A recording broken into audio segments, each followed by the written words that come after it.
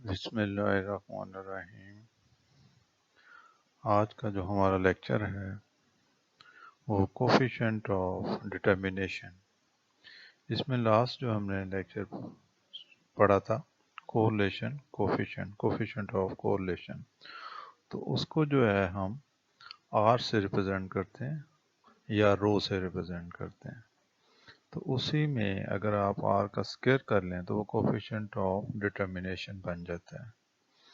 یہاں پہ دیکھیں coefficient of determination, the variability among the values of the dependent variable y called the total variation is given by summation y minus y bar whole square.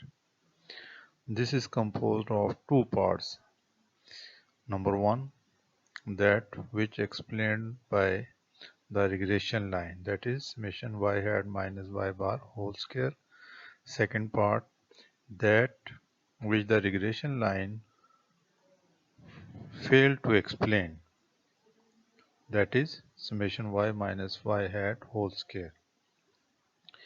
اسی کو ہم figure کے ذریعے represent دیکھیں گے۔ یہ دیکھیں summation y minus y bar whole square, یہ total variation, summation y minus y hat whole square, یہ unexplained variation, summation y hat minus y bar whole square, یہ ایکسپلینڈ ویریشن ہے۔ تو ان دونوں کو سم کریں تو یہ ٹوٹل ویریشن ہمارے پاس آ جاتی ہے۔ تو ڈائیگرام میں اگر ہم دیکھیں تو یہ دیکھیں y مائنس وائی ہیٹ، یہ ہماری ٹوٹل ویریشن ہے، مین سے اوپر جو ہے یہ ٹوٹل ویریشن ہے۔ اس کو آپ نے ٹو پارٹس میں سپلٹ کیا۔ یہ لائن سے اوپر کا جو ایریا ہے y مائنس وائی ہیٹ، یہ ہمارا ان ایکسپلینڈ ویریشن کہلاتا ہے، اور اس سے نیچے کا جو ایریا ہے وائی ہیٹ مائنس وائی بار، یہ ہمارا ایکسپلینڈ ویریشن ہے۔ تو ان دونوں کو ایڈ کریں تو یہ ٹوٹل ویریشن بن جاتی ہے۔ اب اس میں دیکھیں کہ the coefficient of determination which measures the proportion of variability of the values of the dependent variable explained by its linear relation with the independent variable یعنی جو ڈپینڈنٹ ویریبل ہے اس میں جو ایکس ویریبل ایکسپلین کرتا ہے اس کو ہم کہتے ہیں coefficient of determination is defined by the ratio. تو اس کا یہ جو فارمولا بنتا ہے explained variation to the total variation, یعنی ایکسپلینڈ ویریشن کو اگر ٹوٹل ویریشن سے ہم ڈیوائڈ کریں تو یہ ہمارا کوفیشنٹ آف ڈٹرمنیشن جو ہے وہ بن جاتا ہے۔ تو اس کو آپ اگر پاپولیشن کی بات کریں تو رو اسکیئر، تو پاپولیشن پیرامیٹر ہے اور اس کو ہم رو اسکیئر یعنی کوفیشنٹ آف ڈٹرمنیشن سے ریپرزینٹ کرتے ہیں، اور اگر سیمپل سے ریلیٹڈ ہوگا تو پھر آر اسکیئر سے جو ہے وہ ہم اس کو ریپرزینٹ کریں گے۔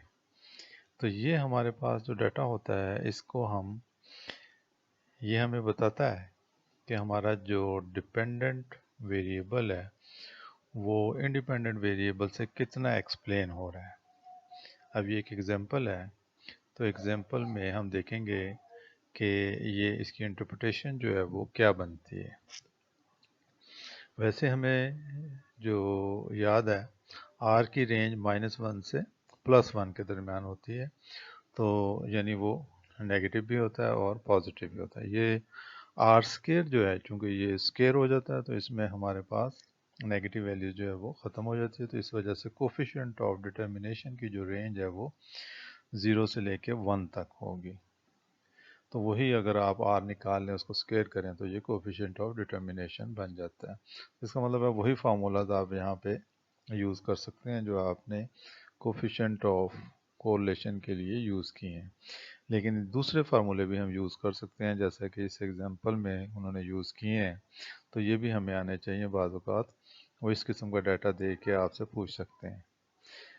اب اس کی انٹرپریٹیشن دیکھیں، اب value of R square is equal to 1، اگر یہ آر اسکوائر کی ویلیو 1 آئے گی تو یہ signifies that 100% of the variability in the dependent variable is associated with the regression equation، یعنی یہ جو ہمارا ڈپینڈنٹ ویریبل ہے یہ 100% associated ہے with independent variable۔ When r is equal to 0, it means that none of the variability in the dependent variable is explained by x variable. यानी ये बिल्कुल जो है वो उस पर डिपेंड जो है वो नहीं करता x पे. और अगर r square is equal to 0.93 तो ये इंडिकेट करता है कि 93% of the variability in y is explained by its linear relationship with the independent variable x. यानी जो y वेरिएबल और x वेरिएबल का जो रिलेशनशिप है, लीनियर रिलेशनशिप, वो 93% जो है वो डिपेंडेंट वेरिएबल जो है वो इंडिपेंडेंट वेरिएबल से रिलेट करता है. और रिमेनिंग जो 7% है उसमें चांस ऑफ अदर फैक्टर्स, बहुत सारे और फैक्टर भी उसमें ज़ाहिर है रोल अदा कर रहे होते हैं, तो वो 7% जो है वो अदर फैक्टर पर डिपेंड कर रहा होता है. तो इस तरह यहाँ से हमें पता चल जाता है कि डिपेंडेंट वेरिएबल जो है वो इंडिपेंडेंट वेरिएबल के ज़रिए कितना एक्सप्लेन हो रहा है. तो यहाँ पे ये फिर कोफिशिएंट ऑफ डिटर्मिनेशन के ज़रिए से हम देख लेते हैं कि हमारे पास जो है वो डिपेंडेंट वेरिएबल का और इंडिपेंडेंट वेरिएबल का आपस में रिलेशनशिप कितना है या किस तरह का है. अब इसी को हम देखेंगे, ये एग्जांपल है 10.4 कि इसको हम किस तरीके से सॉल्व करेंगे. अब इसमें देखें, the unexplained variation, the explained variation, the coefficient of determination. तो यहाँ पे उसने कहा है कि एक्सप्लेन्ड वेरिएशन भी निकालें, अनएक्सप्लेन्ड वेरिएशन भी निकालें और कोफिशिएंट ऑफ डिटर्मिनेशन भी निकालें. तो उसके लिए फिर ये जो हमने फार्मूले, ये देखिए ये डाटा हमें दिया हुआ है. अब टोटल वेरिएशन होता है समेशन ब्रैकेट में y minus Y bar whole square is equal to summation Y square minus summation Y whole square divided by n. ये हमारे पास टोटल वेरिएशन आ गई. अनएक्सप्लेन्ड वेरिएशन का फार्मूला होता है summation Y minus Y hat whole square. तो ये आप direct column के ज़रिए भी निकाल सकते हैं. और दूसरा फार्मूला इसका ये होता है summation Y square minus A summation Y minus be summation x Y. तो ये हमारे पास अनएक्सप्लेन्ड वेरिएशन आ जाती है. तो एक्सप्लेन्ड वेरिएशन निकालने के लिए टोटल वेरिएशन में से हम माइनस करेंगे अनएक्सप्लेन्ड वेरिएशन, तो ये हमारे पास एक्सप्लेन्ड वेरिएशन आ जाएगी. तो फिर इस तरह ये आर स्क्वायर का जो फार्मूला होता है explained variation divided by total variation, कि एक्सप्लेन्ड वेरिएशन को आप टोटल वेरिएशन से जब डिवाइड करेंगे तो ये हमारे पास आर स्क्वायर की वैल्यू आ जाएगी. तो इस तरीके से भी हम इसको आर स्क्वायर को जो है वो मेजर कर सकते हैं. अब इसी को हम देखते हैं कि एक्सरसाइज में वो किस तरह हमसे ये क्वेश्चन जो है वो पूछेगा. ये देखें क्वेश्चन नंबर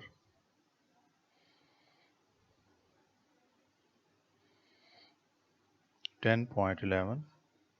फर्स्ट पार्ट में उसने कहा है कि explain what is meant by the coefficient of determination. तो इसमें तो आप उसकी डेफिनेशन लिखेंगे.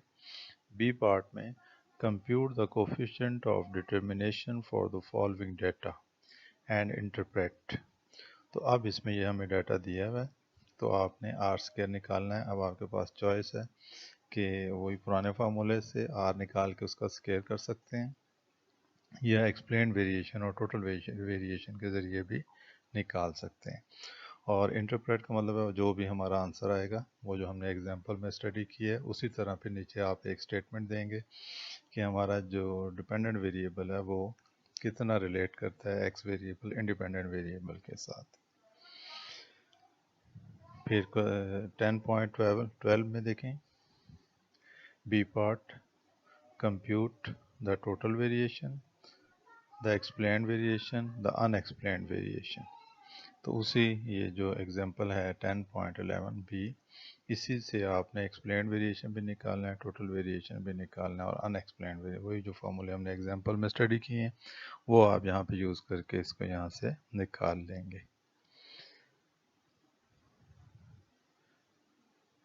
ये प्रॉपर्टीज़ है. ये इसका 13 का सी पार्ट जो है what values may r assume interpret the meaning where r is equal to -1 0 +1.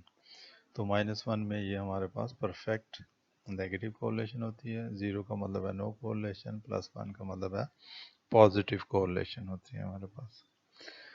तो 14 के बी पार्ट में कोरिलेशन कोफिशिएंट